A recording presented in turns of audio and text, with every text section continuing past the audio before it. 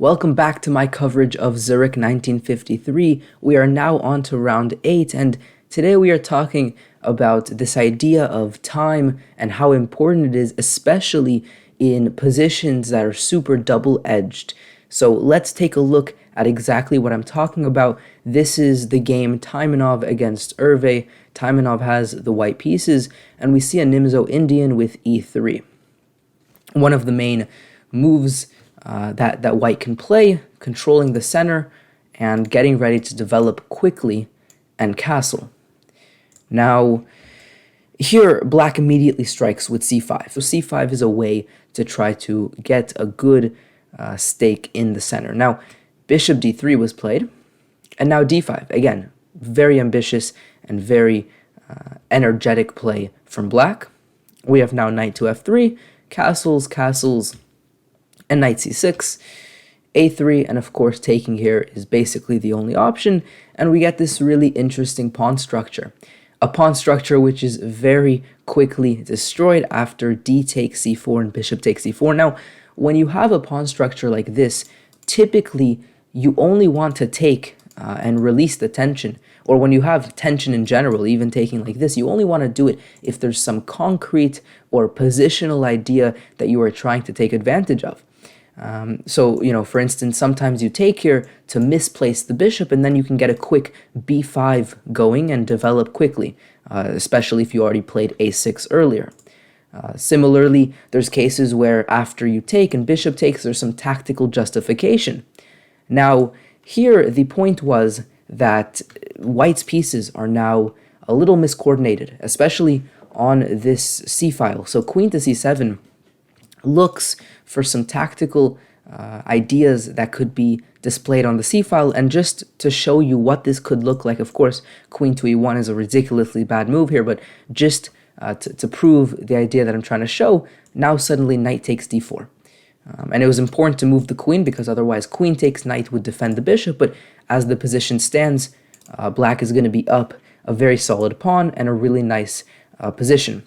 And so the point of taking here was to develop the queen and also get some pressure going, forcing basically the bishop to retreat. Now, bishop a2 was played, which looks really strange. I mean, bishop d3 seems much more natural, just returning back to this really good diagonal, but here's the issue. Theoretically, you don't really want the bishop here. You want the queen here and the bishop behind it. And instead of spending time going for something like this, white decided to go here, letting the queen take control of one of these squares and later perhaps piling up on this diagonal. So this was the idea, to reroute the bishop to b1, where it will be on a really strong diagonal, and the queen, the bishop will not interfere with the queen's ability to get on that diagonal as well. Okay, so bishop a2 was played, and now e5, continuing in this energetic fashion, trying to open up this bishop's diagonal to a really nice square on g4. Now here, white played the move queen to c2, which is a little mysterious.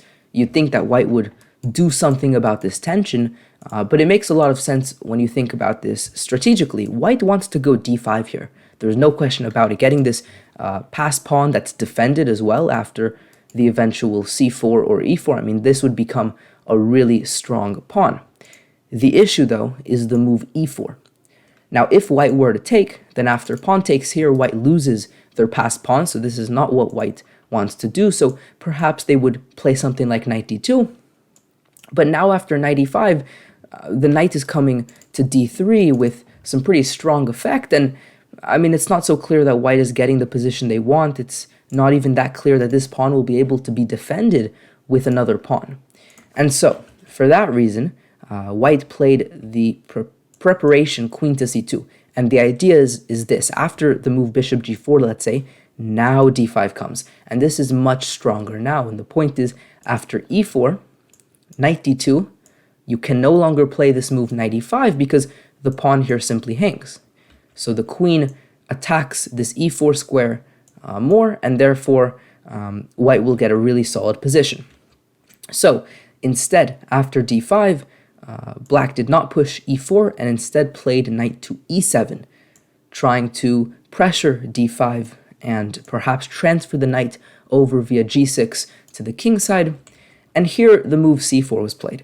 White takes their only real opportunity to defend this pawn, because otherwise, I mean, knight takes d5 is a threat. So they defend it here, but of course that comes at a pretty big cost. Now black can take the knight and wreck the structure. White would have loved to defend in some way, but of course then, as I mentioned, you lose this pawn here.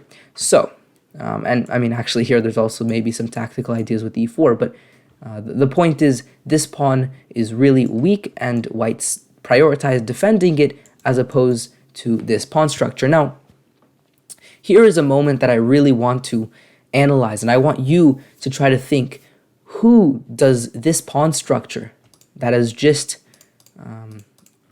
been put on the board, who does it benefit? Is it black, who will have good attacking chances against white, or actually white, who can now attack black? So think about that for a moment. Pause the video because this is a really important strategical concept. And the truth is, this is just a really double-edged pawn structure. Both answers make a lot of sense. I mean, from black's point of view, hey, this queen's coming in, then the knight's coming in, maybe e4 as well. This knight can also try to pitch in, and this king, and very importantly, this pawn on f3, or square if the pawn ever moves, is a really weak pawn slash square. Alternatively, white has some pretty direct and concrete ideas too, like king h1, rook h1, pressure down the g-file, putting the bishop on this diagonal, the bishop on this one, pressure along the diagonals as well. Also, the eventual f4, perhaps, to open up this diagonal for the bishop. So it's really unclear who this benefits. And so in a position like this, where both players can try to take advantage of some property of the position, all it comes down to is time. Who is quicker? And unfortunately for white, this attack just takes an enormous amount of moves to get going. Whereas the second the queen lands on h3, there's already the threat of simply winning the pawn.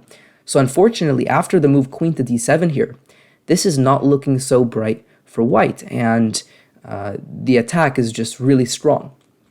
Now, here the move bishop to b1 was played, and knight to g6 now, trying to eventually prepare and get the knight in, and here white realized that, well, this attack is going to be way too strong for me to try to hold, and so he played the very smart, the very strategic queen to f5, trying to trade off the queens, and we'll analyze this in a second, but just to, again, prove the fact that black's attack is way quicker, let's look at what happens after king to h1, trying to insist on using this open g-file and getting something like this going. The issue is queen h3, and like I said, the pawn is just attacked. In fact, the queen now is forced to be dragged away from its role on this diagonal. And after the move knight to h4, the pawn is attacked again. It's now not really defendable. So rook to g1, because of course the threat was also checkmate. So rook to g1, and now knight takes f3. Now the threat is checkmate on h2. So rook now has to really go to g2. And here the engine showed h5 as the best move, again with these aggressive intentions of eventually maybe playing h3, kicking away the rook. So black's attack is just far too quick, which is really the core reason why instead of king h1, queen to f5 was played. A really beautiful strategical idea, because you don't want to enter an endgame like this from the white pieces. Black still has some initiative, black still has some pretty good chances, but it's much better than the alternative. And here is where you have to evaluate whose attack is faster in double-edged positions, and if it's your opponent, you need to trade off the pieces at any cost, really. So knight to h4, now the pressure is on the bishop, and of course on f3, so bishop to e4, but after knight takes, pawn takes, and f5, black is just blasting open the position. I mean, now you can imagine the knight landing on f3, the rook coming in as well. I mean, black definitely has the better of it here. Okay, so in the game, e takes f5 was played. It was also shown in the book that f4 was an interesting try here. It doesn't work, unfortunately, but it's a super interesting concept. White is basically going for the double pawns, the double passed, double defended pawns, and black can't really avoid it. If they take here, then after e5, these pawns are actually quite dangerous. And if they take here, again, these pawns seem to be quite dangerous. However, just concrete thinking and concrete calculation shows that that is not the case. And after knight to f3 check, you can play king to g2, for instance. Although then actually the knight will take on e5, so maybe stronger is rook takes f3 here. And but either way, really, white is not getting anything because, again, these pawns are just not going to lead to anything. You need the support of your pieces. And after king to f8, the threat is king to e7 and then maybe king to d6 even, and just really blockading these pawns. So d6 is tried, but then rook to f6, and you're picking up one of the pawns. There's nothing that white can do about it. And so it's an interesting try to get these passed pawns, but you have to think at what cost are you getting these passed pawns. And here, opening up the king and sacrificing so much material is not justified. So instead, e takes f5, and now the move e4, which is a very slight inaccuracy. Now, the setup that black is going for here is incredibly clear. Black wants a knight on f3, a pawn on e4. Imagine that setup. That is such a nice bind that black will have, especially with the rook either taking the pawn or even using f6 to swing in and putting pressure on h2, or maybe the rook would then take the pawn and then give checks and the other rook comes in. I mean, black has really good play there. So e4 is super logical, but it was much better to start with knight to f3. Knight to f3. Afterwards, I mean, white can just not avoid this setup. Now, it might seem like e4 does the same thing. I mean, can white really avoid this? Well, they can. This brilliant move, f4. And the point is this.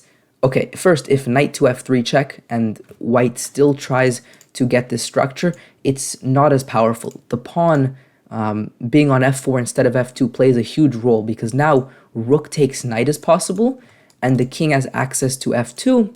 And, well, now these pawns are strong because they're supported by the king and eventually the pieces, and there's just more of them. I mean, these pawns are simply, at the very least, a very uncomfortable thing that black will have to watch out for, and at some point probably sacrifice some material or something in order to stop.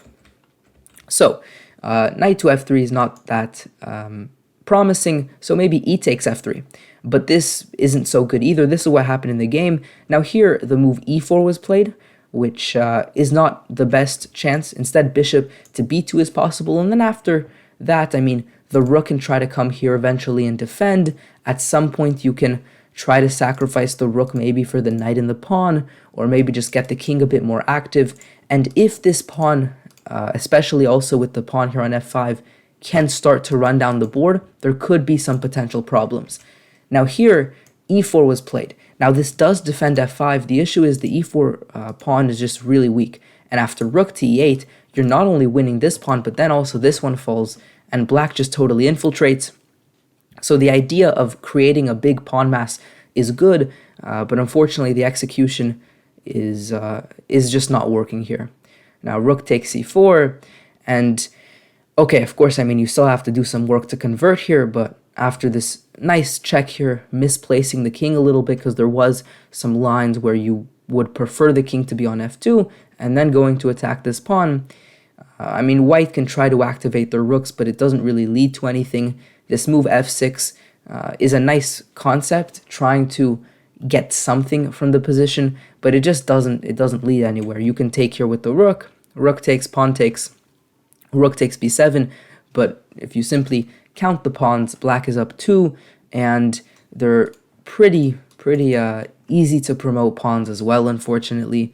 The only thing white has here is the difference in activity, the fact that the king is stuck on the 8th rank.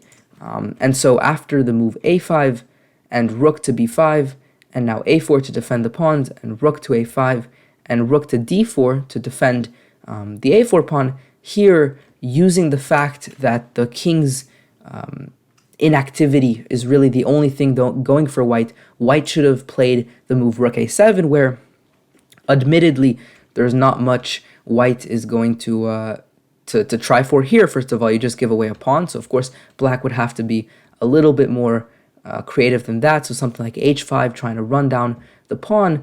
And okay, I mean, black is definitely winning here, but it's a little bit more tricky. Maybe the king can try to step in and do some damage. So that should have been white's game plan, to really cut the king off, but instead white got greedy, they took the pawn. But here, after rook to d3, you're going to lose this a pawn, and it's much less important the fact that the king is cut, because this a pawn is simply going to decide the game. So it doesn't matter where you put the king here on the board. The a pawn is just way too strong, and that was indeed shown in this line here, where finally white decided to resign. So that is going to be it for the video. Hopefully you enjoyed. The big takeaway: time is a very important concept in chess, and very often time can reveal who is better, who's attacking versus who is defending, and who wants to trade off pieces. Thank you for watching. Subscribe if you're new around here. Like this video if you enjoyed it, and I will see you next time. Peace out.